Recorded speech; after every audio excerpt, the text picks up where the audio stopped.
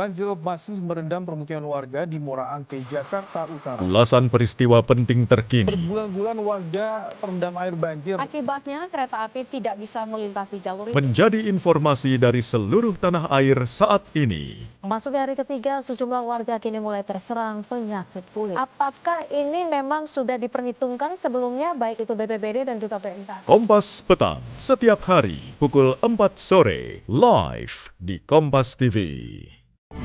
Tingginya matahari bertanda waktu terbaik melengkapi khazanah referensi dengan sejumlah informasi terkini dari seantero negeri. Harga sejumlah sayur mayur melonjak drastis. Tim gabungan pemerintah menggelar sidak makanan dan minuman di sejumlah lokasi. Jadikan hari Anda lebih bernilai. Ikuti Sapa Indonesia Siang, Senin sampai Jumat, pukul 1 siang, live di Kompas TV.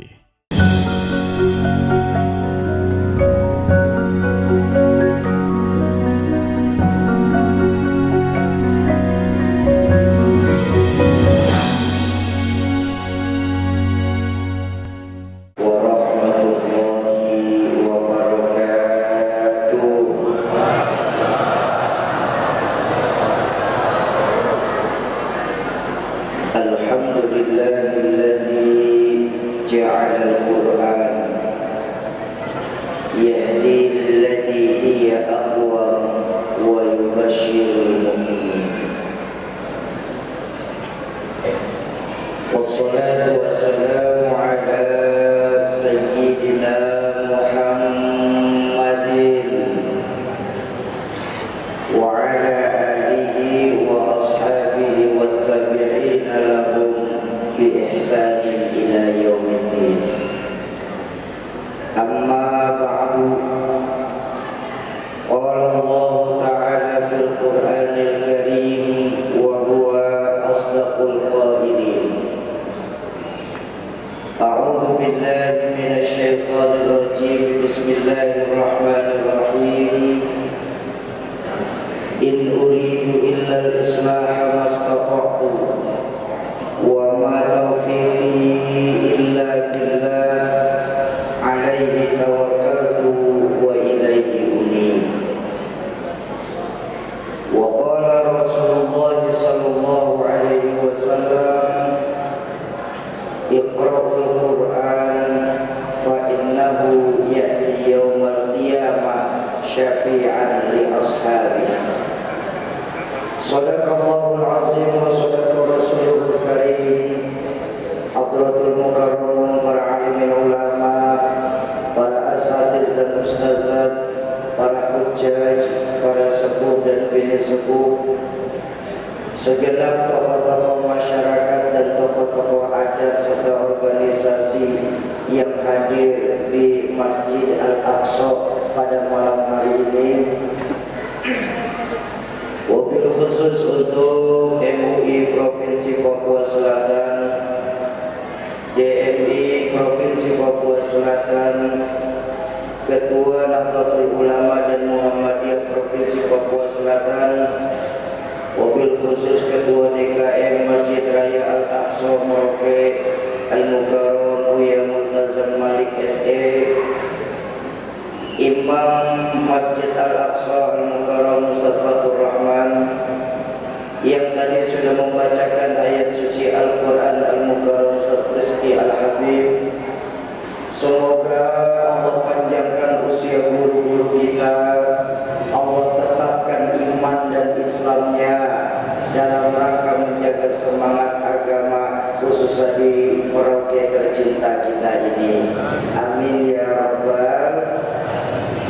Tokoh-tokoh masyarakat yang saya hormati, wabil khusus Gubernur dan Wakil Gubernur Provinsi Papua Selatan yang diwakili Asisten 1 Bidang Pemerintahan, orang tua saya Bapak Sunaryo Esos, Bupati dan Wakil Bupati Merauke yang diwakili staf ahli Buya Dedi Malik, Forkompinda Provinsi Papua Selatan dan Kabupaten Merauke, dan Lantamal dan Satrat 244 dan Rem 1774 Pak Dandim, Kapolsek dan LO Polda dan Kejati Merauke, baik yang hadir maupun yang diwakili, segenap anggota Dewan Provinsi dan Kabupaten, wabil khusus Majelis Rakyat Papua Provinsi Papua Selatan, Bapak Haji Abdul Awal GMC SPD, Bapak-bapak dan ibu-ibu jamaah ma'asyiral muslimin dan muslimat, para calon penghuni surganya Allah yang dicintai Allah Subhanahu wa Ta'ala. Kalau tadi Pak Asisten dan Bapak orang tua saya, staf ahli pada pakai pantun, makanya tidak elok kalau tamu juga tidak boleh berpantun. Izinkan saya berpantun sedikit yang baru saya catat tadi. Datang dari Jawa bawa oleh-oleh, dibawanya menggunakan mobil sedan. Karena pahala berlipat ganda akan diperoleh, mari tingkatkan ibadah di bulan Ramadan. Bapak Ibu, tak terasa kita sudah masuk di pertengahan Ramadan, di mana bulan Ramadan itu saking istimewanya, awalnya adalah rahmat, pertengahannya adalah ampunan, dan akhirnya adalah itqum minan nar, terbebas dari api neraka. Apalagi malam ini kebetulan kita juga memperingati nuzulul Quran, turunnya Al-Quran di tengah-tengah kita. Banyak dari kita umat Islam saat ini sudah tidak lagi menjadikan Al-Quran sebagai pedoman dalam kehidupan kita. Banyak dari kita umat Islam saat ini yang hanya menjadikan Al-Quran tidak lebih sebatas hiasan rumah belakang. Dan saya minta maaf, minta ridho, berapa banyak dari kita umat Islam di Merauke ini yang hanya menjadikan Al-Quran tidak lebih sebatas mahar pernikahan saja. Subhanallah ya, kalau saudara-saudara saya di Merauke sedang melakukan pernikahan, saat ijab kabulnya gagaskan, saya terima nikah dan kawinnya Fulanah binti Fulan dengan mahar seperangkat alat sholat ditambah Quran dibayar tunai. Sah. Dan begitu selesai akad nikah, Al-Qurannya ditaruh di tempat yang paling tinggi, untuk diambil pun susah. Kapan kira-kira Al-Quran bisa turun ke dalam masyarakat? Biasanya awal-awal Ramadan. Ada pada yang seperti itu di sini? Yang mana? Nah, makanya dalam rangka memperingati nuzulul Quran malam hari ini, kita mempunyai tema momentum turunnya Al-Quran ini di tengah krisis moral. Makanya saya ingin cuma menyampaikan di nuzulul Quran malam hari ini sebuah hadis baginda Rasulullah Sallallahu Alaihi Wasallam. Bapak Ibu, baginda Nabi pernah bersabda, "Saya di zamanun ala ummati la yabqa minal Islam illa ismuh, wa la yabqa minal Quran illa rasmuh, masajiduhum amirah wa hiya kharabun minal huda." Akan datang nanti zamannya di tengah-tengah umatku ini, di mana saat itu Islam hanya dikenal sebatas cerita, Quran hanya dikenal sebatas tulisan, dan saat itu masjid-masjid bagus, musola megah-megah, tapi kosong dari pancaran sinar hidayah. Ayo, malam hari ini di nuzulul Quran kita renungkan hadis baginda Nabi ini, Pak. Bukankah banyak hadis baginda Nabi yang diucapkan hampir 15 abad yang lalu, saat ini mulai terjadi kebenarannya? Betul betul. Tidak usah jauh-jauh, ayo kita pecah. Saya ambil dari belakang dulu. Saya tanya, boleh saya tanya? Masjid-masjid yang ada di Merauke ini sekarang bagus-bagus apa tidak? Oh, alhamdulillah. Surau musola yang ada di tempat kita sekarang megah-megah apa tidak? Beberapa musola saat ini menggunakan AC, bukan cuma masjid saja, betul. Tapi lihatlah fungsi masjid dan musola yang ada di Merauke ini, yang ada di Papua Selatan ini. Saat ini banyak fungsi masjid dan musola, nggak ubahnya layaknya sebuah museum. Tahu museum? Tahu museum? Tempat penyimpanan barang-barang antik. Coba tengok sebelah kita, rata-rata yang mengisi masjid dan musola di daerah kita saat ini 50 tahun ke atas. Barang antik. Sementara anak-anak mudanya kemana? Anak-anak mudanya asik cari warung-warung kopi di pinggir jalan. Apa salah Syauki anak muda cari warung kopi? Tidak salah, tapi juga tidak bisa dibenarkan. Kenapa? Karena baginda Nabi mengajarkan masjid ini, menjadikan masjid sebagai pusat kegiatan umat. Di masjid baginda Nabi melakukan sholat berjamaah, tentu. Di masjid pula baginda Nabi mengajar agama, memang. Tapi jangan lupa, di masjid pula baginda Nabi berpolitik. Bahkan di masjid pula baginda Nabi mengatur strategi militer dalam berperang. Masjid dijadikan baginda Nabi sebagai pusat kegiatan umat. Lalu kenapa kita saat ini hanya menjadikan masjid tidak lebih sebatas tempat ibadah saja? Betul? Kalau sudah selepas kita sholat berjamaah, Pak, masjid kita langsung lowong macam kuburan. Padahal Allah sendiri mengingatkan, innama ya'muru masajid Allah man amana billahi wal yaumil akhir wa aqama shalah wa ata zakat.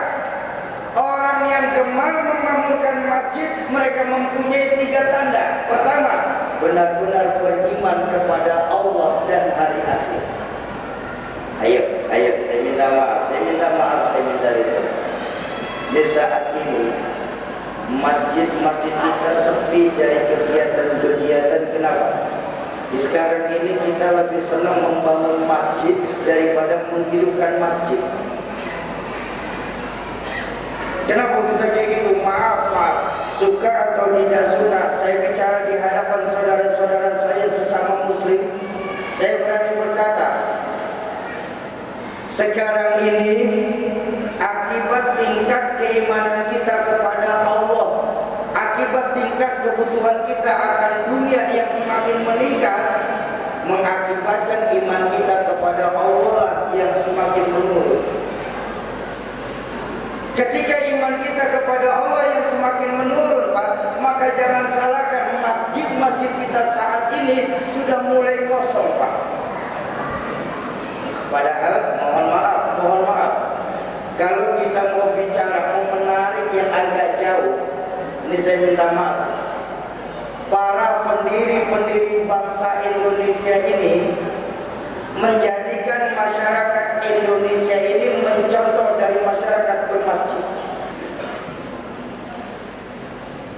Para pendiri-pendiri bangsa Indonesia ini menjadikan kita masyarakat Indonesia mulai dari Merauke sampai Sabang. Kalau kata orang tua saya, nggak boleh dari barat ke timur, ada juga dari timur ke barat. Mulai dari Merauke sampai ke Sabang, para pendiri bangsa kita mencontoh masyarakat bermasjid. Memang apa yang bisa dicontoh dari masyarakat bermasjid, Soki? Ayo kita lihat masyarakat bermasjid kita deh, Pak. Pertama, siapapun yang masuk masjid copot sendal, buka sepatu. Betul? Kenapa? Karena tidak ada warga negara kelas 1 di dalam masjid. Semua harus sama kalau posisi saja sudah di dalam masjid. Staf ahli masuk masjid buka sepatu, staf. Gubernur masuk masjid buka sepatu.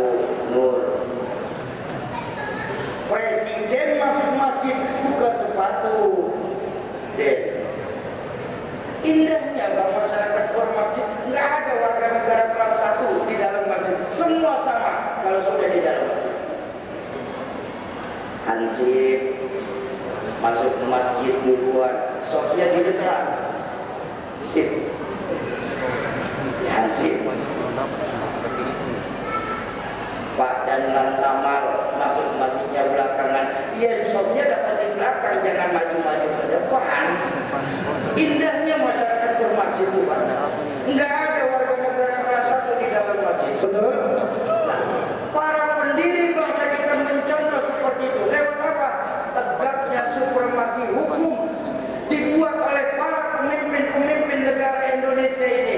Hukum di Indonesia gak boleh ada warga negara kelas 1 di dalam hukum Indonesia. Semua harus sama ketika berhadapan dengan hukum Indonesia. Betul? Lalu kenapa belakangan ini kita merasa hukum di Indonesia macam pisau, Pak? Tahu pisau? Tajam ke bawah, tumpul ke atas.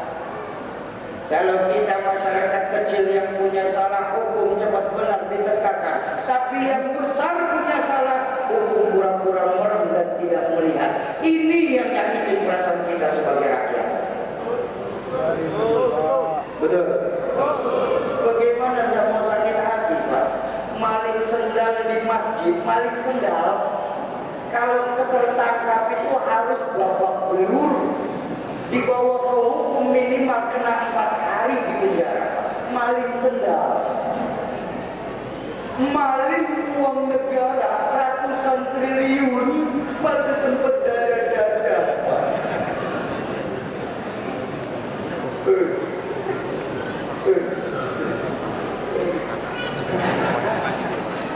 Kenapa? Akibat iman kita kepada Allah yang sudah mulai lentur dan luntur.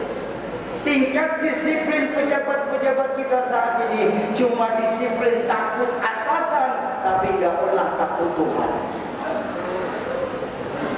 Bapak korupsi ya, maling uang negara. Iya. Memang nggak takut sama Tuhan, Pak. Biarin. Biarin kenapa, Pak? Tuhan tahu juga nggak ribut kayak kamu, Pak.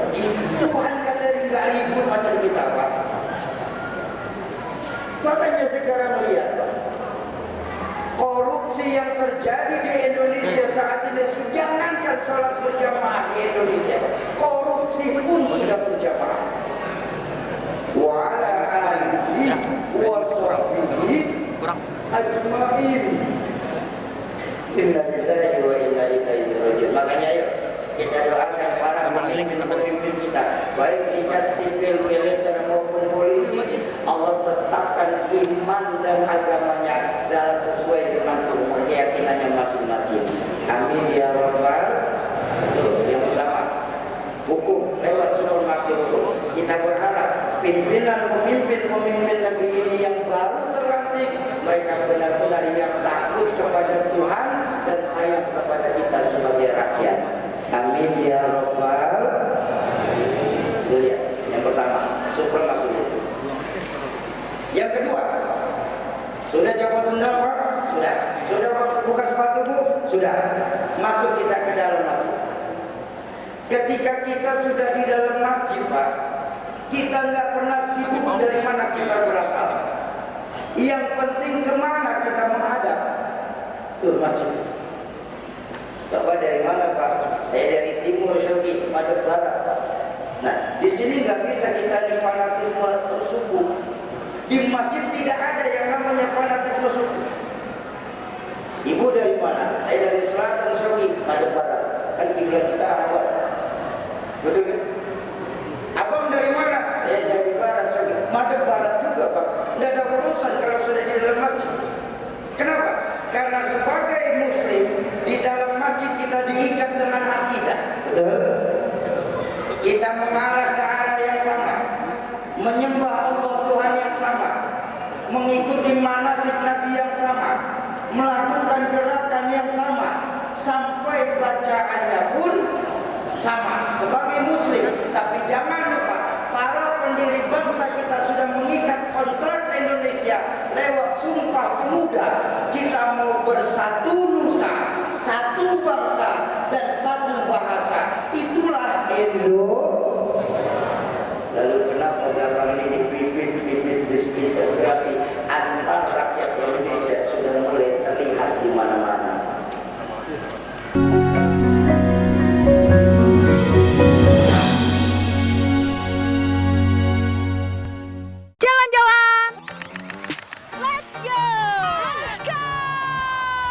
Mau bertualang menikmati eksotika alam? Atau menambah wawasan dengan mengenal budaya yang beragam? Berkunjung ke tempat-tempat hangout juga bisa. Let's go! Dapatkan referensinya dalam Jalan-Jalan setiap minggu pukul 10:30 siang di Kompas TV.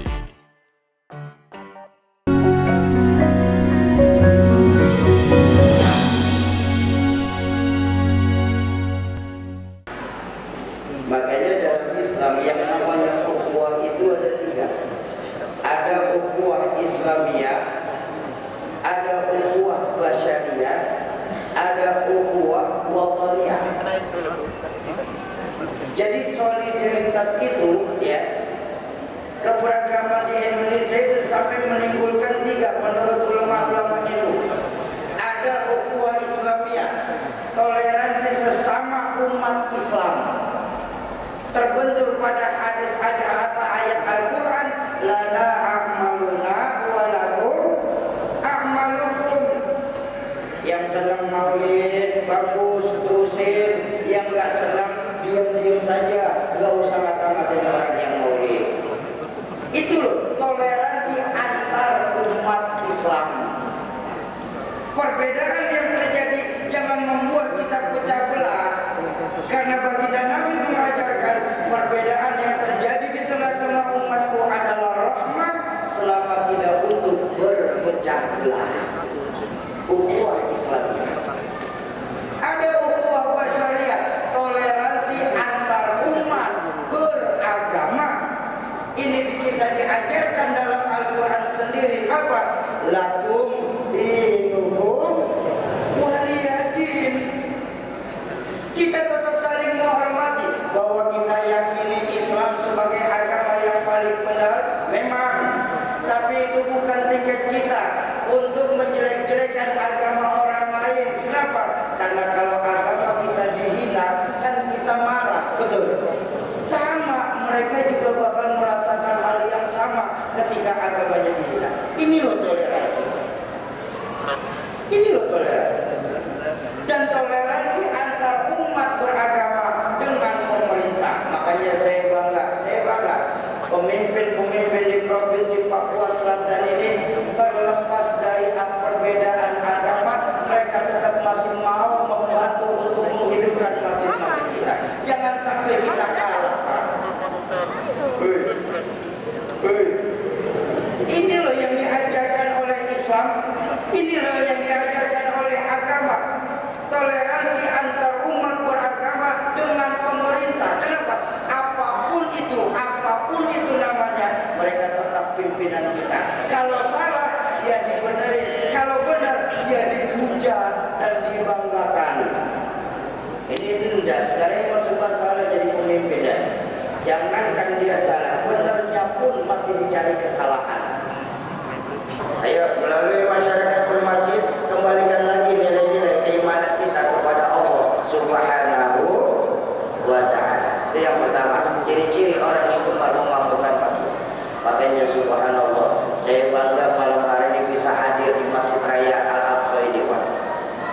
Masjid kita bagus, besar, alhamdulillah.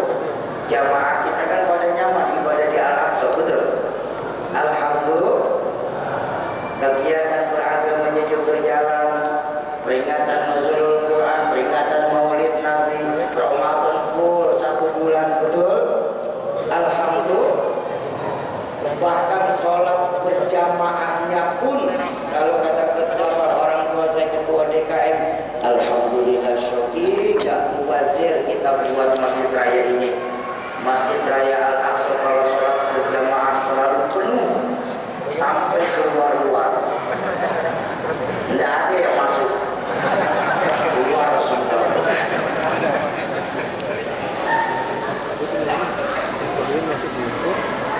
Makanya syarat kedua, orang yang gemar memakmurkan masjid apa? Wa aqamas shalah. Ya kalau sudah di masjid mau ngapain lagi, Pak? Selain yang paling utama menghidupkan sholat, betul. Tapi maaf, saya minta maaf. Saya minta ridho ya Pak kalau saya salah mengucap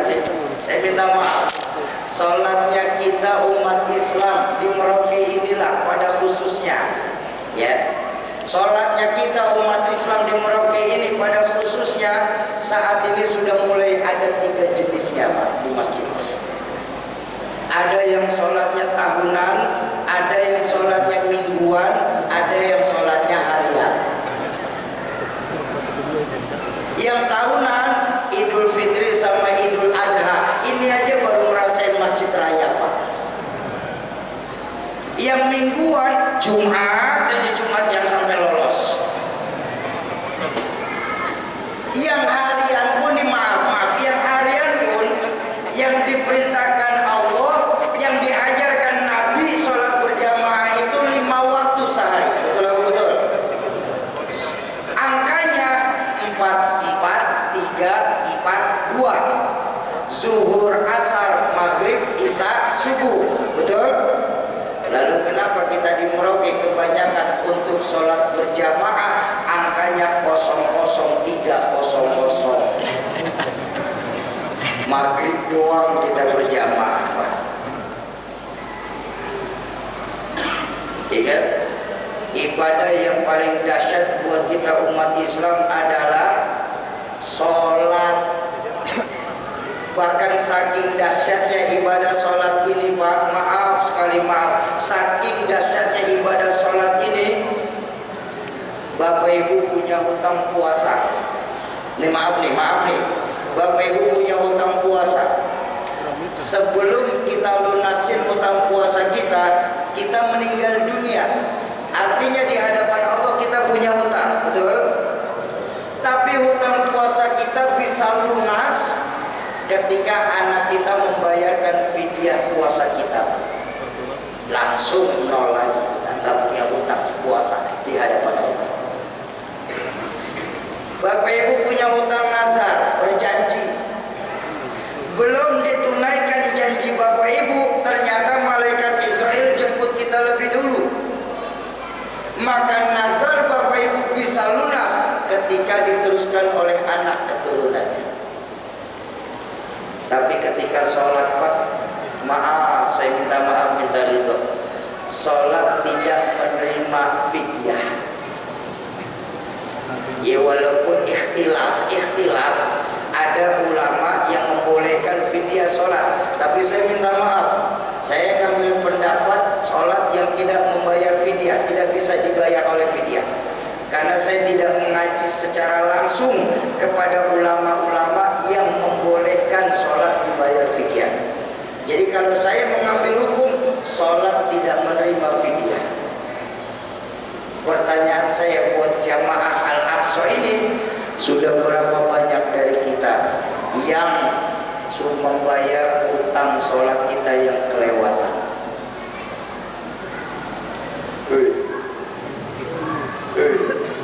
Jadi jangan salahkan masjid sekarang sepi, kitanya sendiri sama sholat sudah tidak mulai lagi mau menghidupkan sholat berjamaah.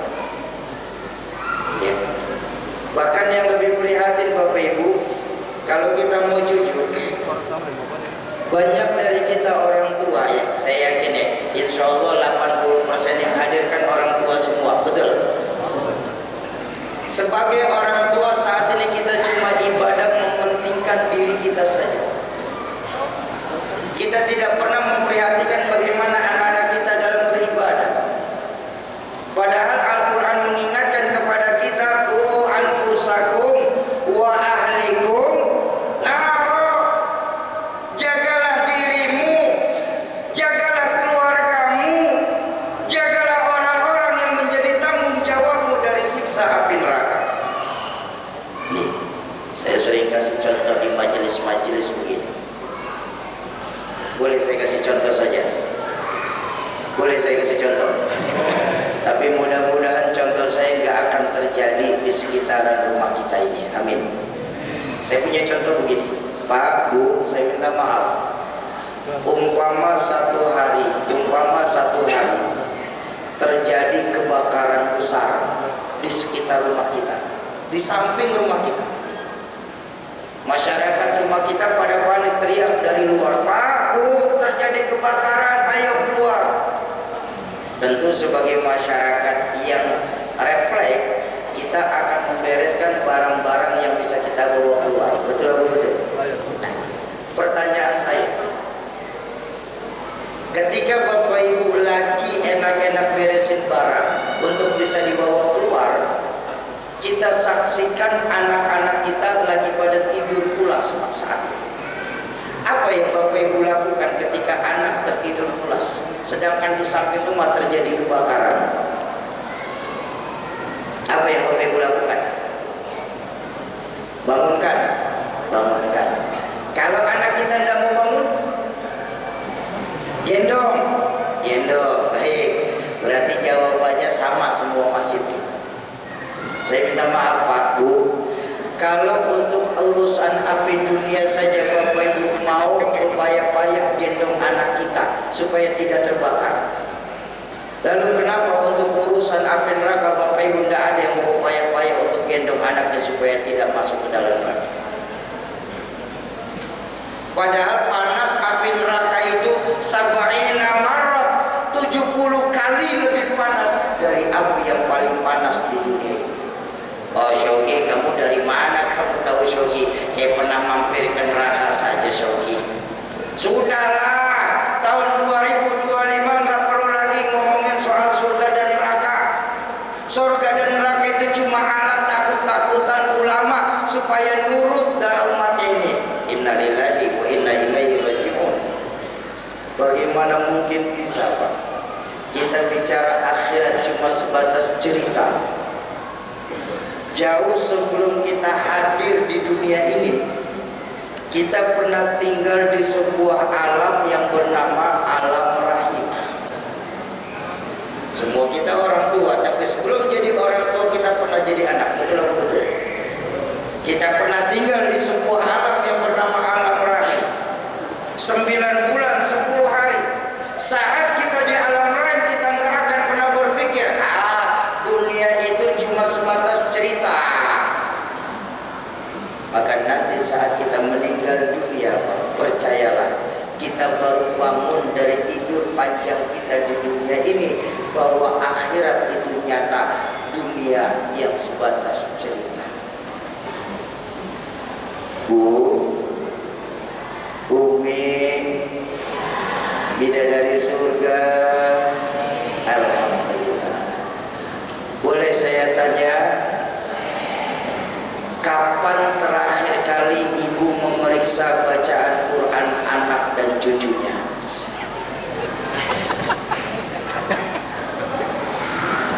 Pak, kapan Bapak terakhir kali memeriksa bacaan sholat anak dan cucunya?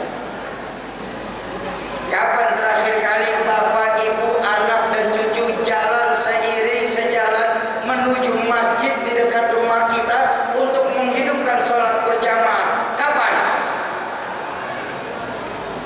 Banyak yang sekarang terjadi, kita cuma mementingkan diri saja tanpa mau mengajak anak-anak kita untuk menghidupkan agama itu sendiri. Padahal Imam Syafi'i radhiyallahu anhu, ketika beliau hendak masuk ke dalam satu kampung, yang beliau lihat dari kampung itu cuma 2 perkara saja. Beliau nggak melihat berapa banyak orang suksesnya, beliau nggak pernah melihat berapa banyak pengusahanya, beliau nggak pernah lihat berapa banyak perempuan solehanya. Tidak, yang beliau lihat dari satu kampung tersebut 2. Pertama, masjid lebih bagus daripada rumah sekitar. Yang kedua, anak-anak muda masih mau mengisi masjid. Imam Syafi'i ketika melihat 2 perkara ini hatinya gembira. Kenapa? Karena insya Allah Islam masih bakal lama di kampung itu sendiri. Ayo, makmurkan masjid-masjid kita, ajak anak-anak kita untuk sholat berjamaah di masjid. Karena ciri orang yang gemar memakmurkan masjid yang dibaca dalam Al-Quran, wa aqamas sholat, dan mereka gemar menghidupkan sholat, terutama berjamaah. Dan yang ketiga, wa ataz zakat, mereka nggak segan dan nggak ragu untuk mengeluarkan harta di jalan Allah. Ini juga saya minta maaf, saya minta awal. Hubungan kita kepada Allah saat ini sudah mulai jauh menurun, Pak. Betul apa betul? Apa buktinya, Syauki? Banyak dari kita belakangan ini, Pak, akibat kita jauhkan hidup kita dari Al-Quran. Padahal Al-Quran itu, Pak, merupakan buku petunjuk bagi kita manusia. Apapun yang mau kita cari dalam Al-Quran, apapun yang mau kita cari dalam kehidupan, Al-Quran sudah memberikan semuanya buat kita. Mulai dari alam roh, alam rahim, alam dunia, alam barzakh, sampai posisi kita nanti di surga dan neraka, Al-Quran sudah menceritakan dengan jelas. Tapi sayang, akibat iman kita kepada Allah yang sudah mulai menurun lagi nih, ya, maaf, saya minta maaf, banyak dari kita umat Islam menarik agama ke dalam logika. Nah, ini bahaya. Memang bahwa yang namanya agama itu ada hal-hal yang bisa dilogikakan, tapi juga banyak dalam agama hal-hal yang tidak dapat dilogikakan. Kenapa? Karena kalau dalam agama semuanya dilogikakan, itu bukan agama tapi ilmu pengetahuan. Karena syarat ilmu pengetahuan adalah logika. Tapi juga kalau dalam agama semua nggak bisa dijelaskan, ini juga tentu bukan agama tapi dongeng. Yang namanya agama, sekali lagi saya tekankan, yang namanya agama ada hal-hal yang bisa dijelaskan, tapi juga banyak hal-hal yang tidak dapat dijelaskan. Tapi dahsyatnya yang namanya agama, ketika bertemu dengan hal-hal yang tidak bisa dijelaskan, bisa dipahami dengan nilai-nilai keimanan. Bapak Ibu, kalau mau mengambil hukum logika kita, hukum otak kita itu terbentur pada dua perkara, sebab akibat. Itu hukum otak. Contoh, di hadapan saya ini ada anak kecil ya. Ketika saya melihat adik saya nih, otak saya berpikir, ini ada anak kecil, pasti ada bapak, pasti ada ibu. Itu pasti. Betul betul. Kenapa? Bapak ibu namanya sebab, anak namanya akibat. Kan gara-gara kerjasama yang baik antara bapak dan ibu, sampai mematikan lampu kamar, maka keluar anak. Itu hukum otak. Tapi kalau kepada hukum Allah, hal itu nggak mesti terjadi. Nabi Adam, bapak tidak, ibu tidak. Allah mau jadi Nabi Adam. Dan di sini otak kita mesti tahu diri, karena otak kita terbentur pada ayat Al-Quran, "Iza arada syai'an ayyaqula lahu kun." Ada nggak dalam surah Yasin, Pak? Ayat berapa? Ada, Syauki, ada, pokoknya ada nih. Malam Jumat kemarin saya baca masih ada. Udah biar cepat saja, nggak usah mikir lama nanti. Masih ada. Nggak akan pernah sanggup diselidiki dengan ilmu pengetahuan jika bakal asal usul Nabi Adam. Di sini otak mesti tahu diri. Nabi Isa, ibu ada, bapak tidak ada. Allah mau jadi Nabi Isa. Nggak akan pernah sanggup, bahkan dengan ilmu yang paling mutakhir, jika bakal Nabi Isa, kok Siti Maryam bisa hamil ya? Padahal Siti Maryam nggak punya suami. Maaf Pak, Siti Maryam itu perempuan yang dekat dengan Allah. Beliau seorang perempuan suci. Makanya proses hamilnya Siti Maryam tanpa suami dalam Islam masuk kategori mukjizat. Betul? Apa namanya? Mukjizat. Bisa ditangkap tuh Pak dengan nilai agama karena disebut mukjizat. Betul? Sayang, banyak perempuan sekarang tidak mau kalah sama Siti Maryam. Di Jakarta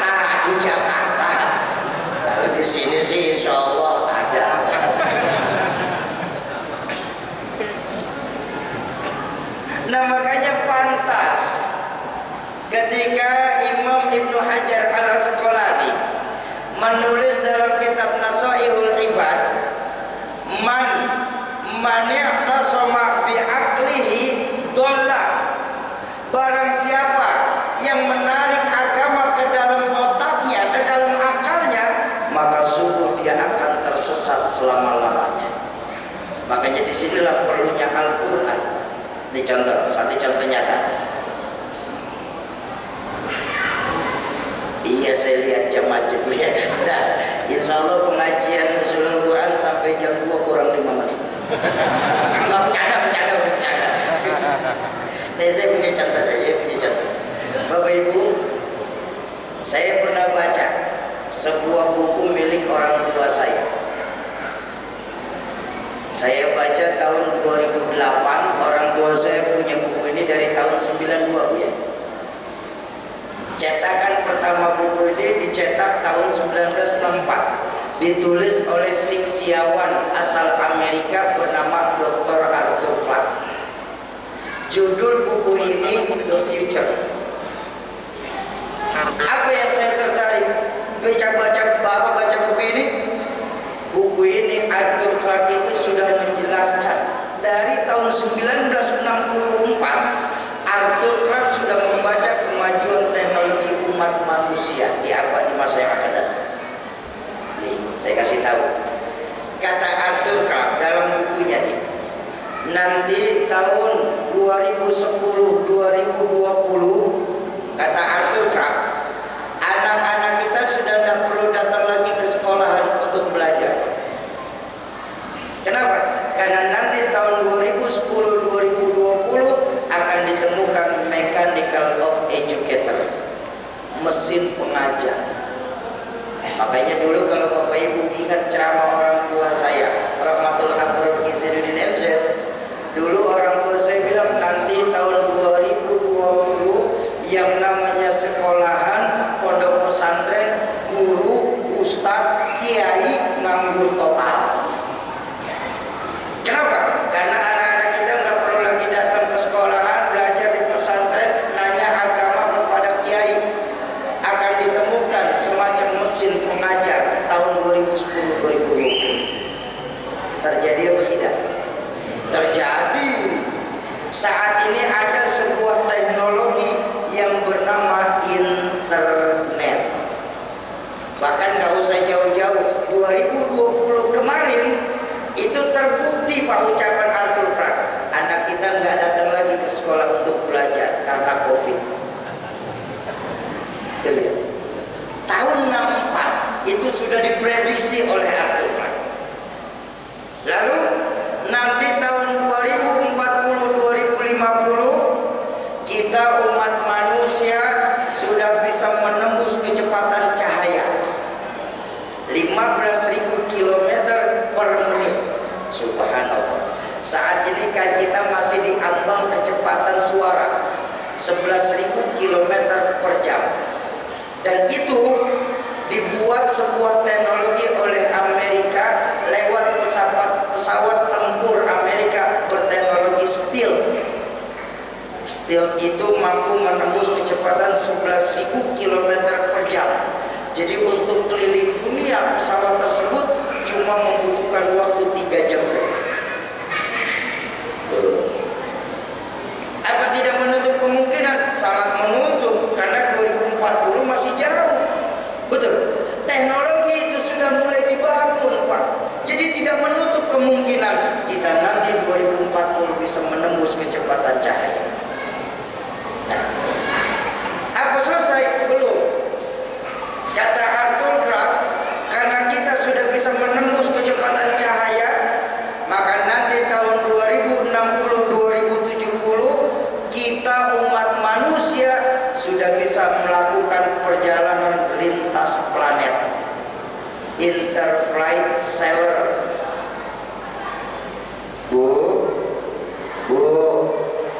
Jadi nanti tahun 2060-2070 kalau Allah kasih kita panjang umur, amin. Ibu bapak kalau sedang bosan ada di Merauke, bisa jalan-jalan ke bulan, bisa piknik ke Mars, bisa healing ke Jupiter.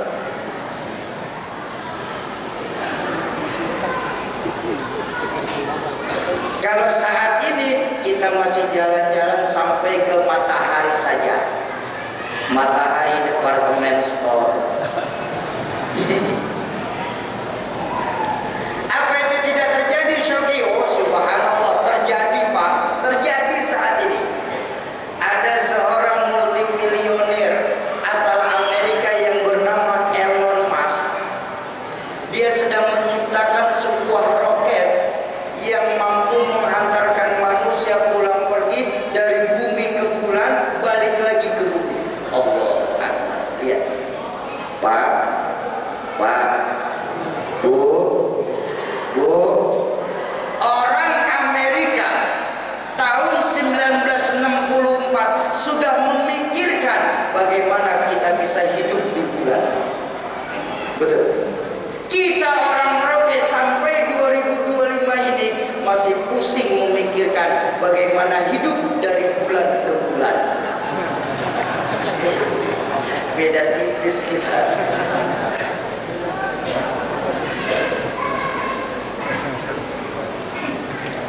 Itu terjadi, Pak. Saat ini itu sudah mulai digagas teknologi itu dari lewat The Future-nya Dr. Arthur Clarke. Nah, yang saya bikin menarik dan agak lucu, nanti kata Arthur Clarke, pusat kemajuan teknologi manusia terjadi di tahun 2100, di mana tahun 2100 nanti saking majunya teknologi akan ditemukan immortal of humanity, sistem kekebalan abadi. Jadi nanti menurut Arthur Clarke tahun 2100 awal, saking jeniusnya para ilmuwan dunia, akan ditemukan vaksin anti malaikat maut. Nah, sampai di sini baru terlihatnya kita manusia kurang ajar kepada Allah, Pak. Al-Quran hampir 15 abad yang lalu sudah memperingatkan kepada kita manusia. Kalla innal insana la yatgha ar-ra'ahus tagna. Kalian manusia jangan sampai lupa diri, karena sungguh kalian manusia sering lupa diri ketika sudah posisi berada di atas puncaknya, ya puncak pengetahuan, ya puncak teknologi, lebih-lebih puncak kekayaan.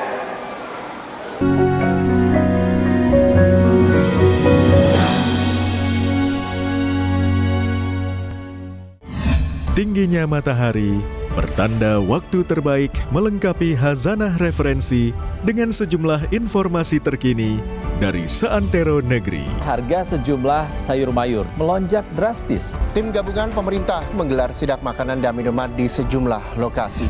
Jadikan hari Anda lebih bernilai. Ikuti Sapa Indonesia Siang, Senin sampai Jumat, pukul 1 siang, live di Kompas TV.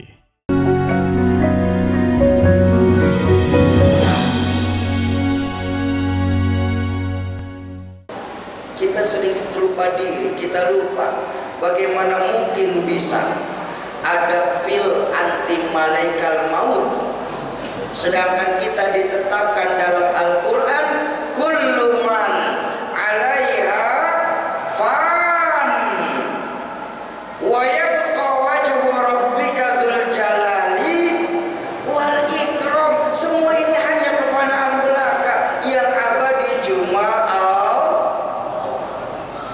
Ayo, mumpung kita masih ada di dunia, Pak. Mumpung kita lagi memperingati nuzulul Quran ini, Pak. Ayo kita perbaiki lagi bacaan-bacaan Quran kita.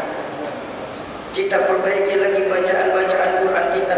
Jangan sampai hadis Nabi, Quran cuma dikenal sebatas tulisan. Ini mulai terjadi, Bu ya. Ini mulai terjadi. Kalau tadi masjid saya belum baca. Ini sekarang Quran dan ini mulai terjadi. Satu contoh nyata. Saya punya seorang guru Quran Sidogiri bernama Ustadz Rusdi. Di Sidogiri itu santri-santri penghafal Qurannya sudah tersebar di Indonesia. Alhamdulillah.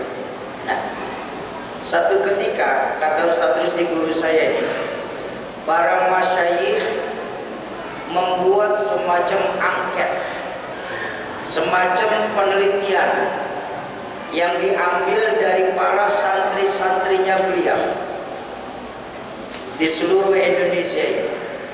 Hasil dari penelitian santri-santrinya tersebut ditemukan bahwa menurut Sidogiri, Pondok Pesantren Al-Quran,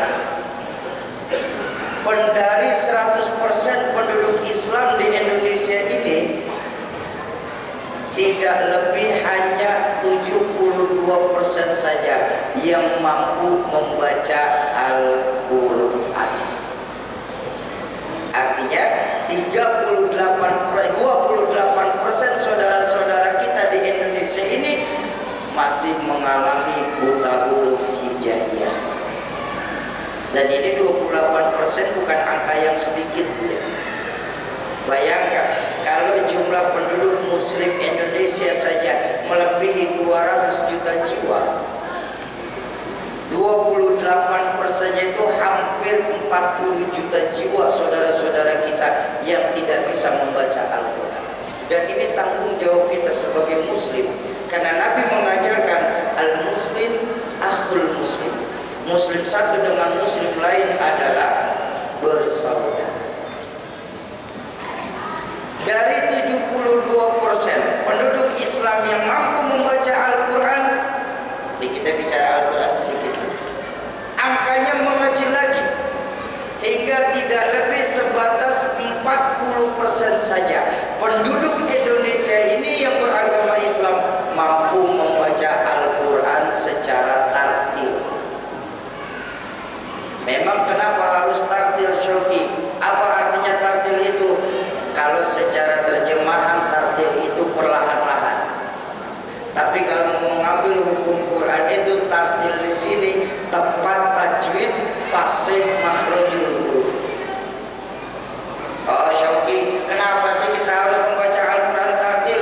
Yang penting kan kita di Merauke ini sudah bisa baca Quran, itu kan sudah cukup. Tidak, Pak. Kenapa tidak?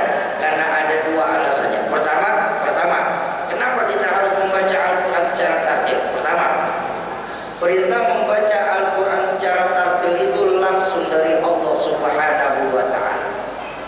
Jadi gak bisa kita nanti-nantikan.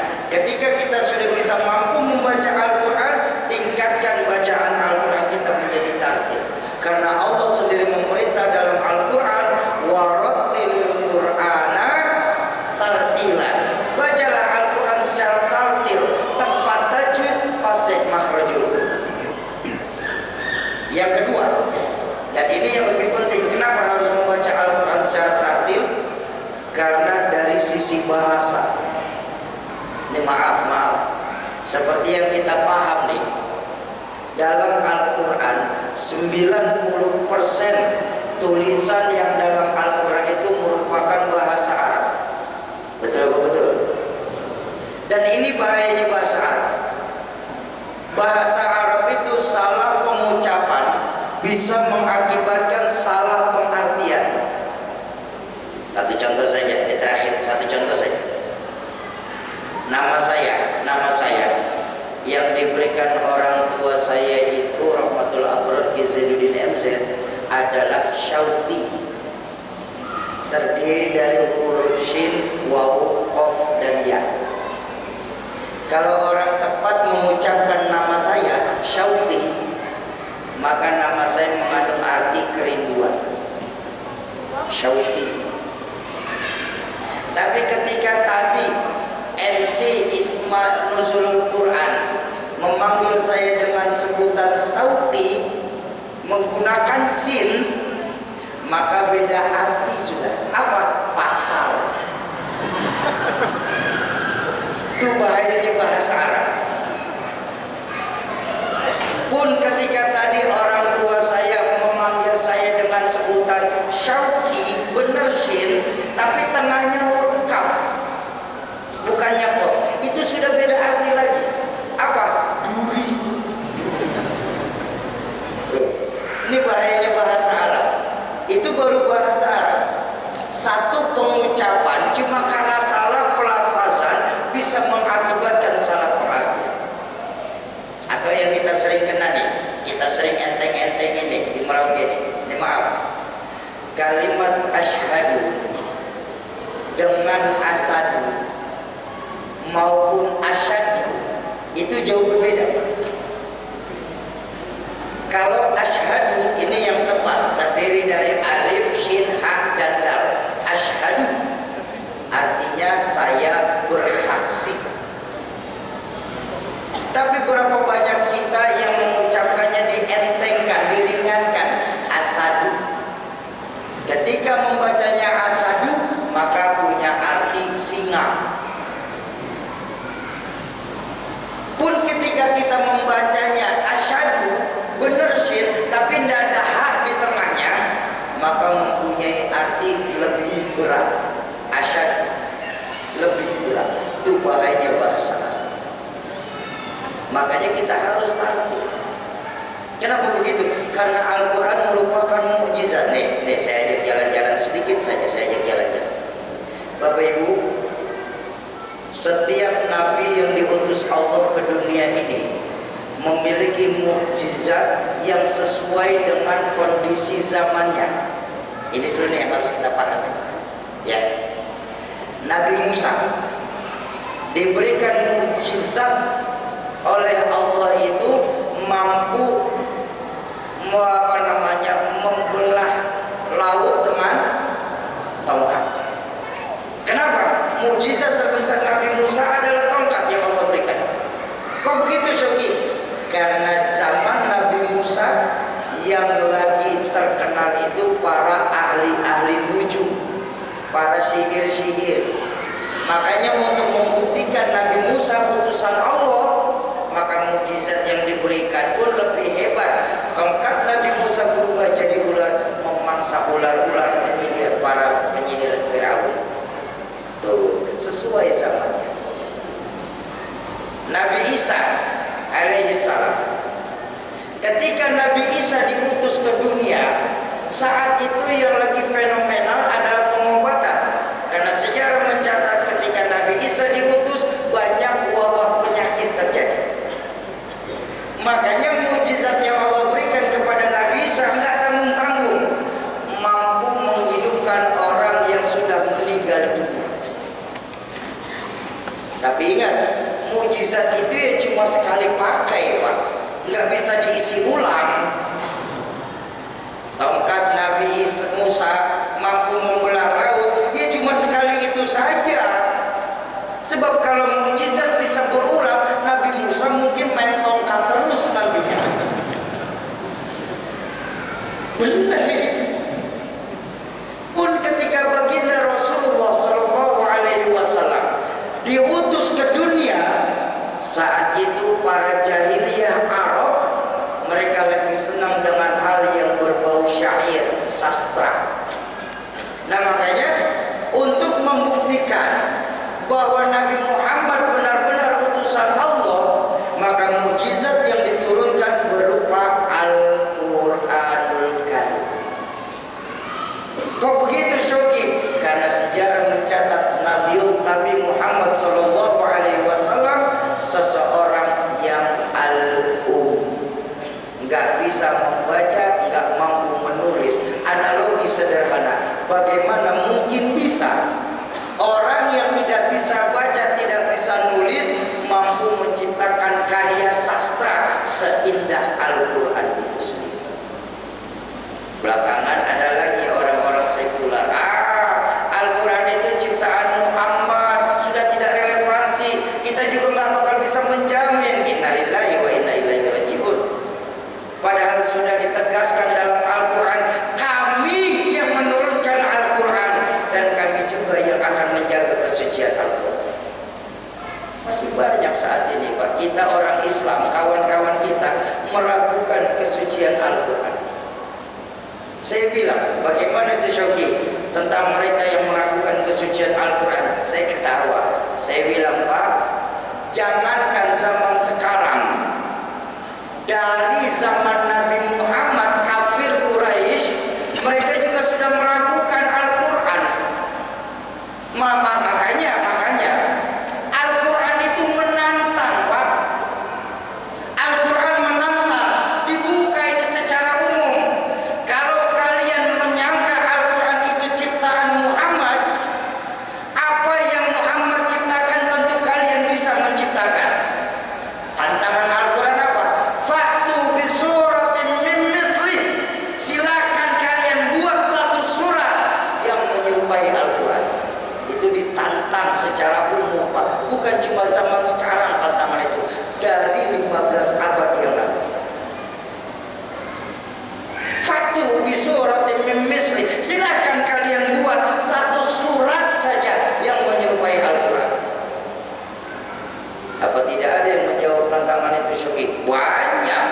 Salah satunya Musailamah Al-Kadzab, yang aku jadi nabi, yang dibunuh oleh sahabat baginda Nabi.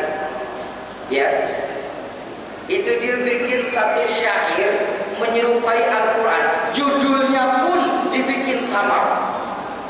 Judulnya Al-Fil. Ada nggak Al-Quran surah Al-Fil? Ada. Tapi isinya jauh panggang daripada api karangan Musailamah Al-Kadzab dengan Al-Quran yang Allah turunkan. Karangan Musailamah Al-Kadzab. Al-Fil wa marfil wa ma adraka mal-fil wa huwa khulqumun tawil. Tuh karangannya. Secara sastra sudah masuk, Pak, karena berirama. Sama kayak kita nih main pantun kan irama. Tapi artinya ayo kita lihat. Al-Fil. Apa Al-Fil? Ma huwal fil? Apakah gajah itu? Wa ma adraka mal fil? Apakah kalian pernah melihat seperti apa bentuknya gajah? Wa huwa urdubun tawil. Gajah memiliki belalai yang sangat panjang. Ini mah bukan kitab suci, Pak. Ini anak TK diajarin cara kenal sifat gajah. Betul?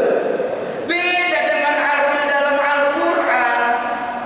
Al-Fil dalam Al-Quran menceritakan bagaimana sombongnya pasukan Abraha hendak menghancurkan Ka'bah di kota Mekah. Jadi kalau masih ada yang menyangka, tolong tanyakan sama diri kita bagaimana iman kita kepada Allah. Kalau masih ada yang menyangka Al-Quran itu ciptaan baginda Rasulullah Sallallahu Alaihi Wasallam. Bapak Ibu jamaah ma'asyiral muslimin dan muslimat yang berbahagia, saya pun pengen ngomong lama, ini materi masih panjang, cuma waktu juga. Mungkin ada di antara jamaah yang belum sempat makan saat buka tadi dengan makan yang cukup berat. Terima terakhir ya, sama-sama kita baca suratul Fatihah. Kita tujukan buat orang tua kita, guru-guru kita, keluarga, sahabat dan kerabat kita yang terlebih dahulu mendahulukan kita. Khusus man ijtama'ahun nabi sababihim kullu. Suratul Khas Al-Walid Kizaduddin MZ, Sya'ali Al-Arqab, Umi Haji Siti Khalila binti Haji Ayub.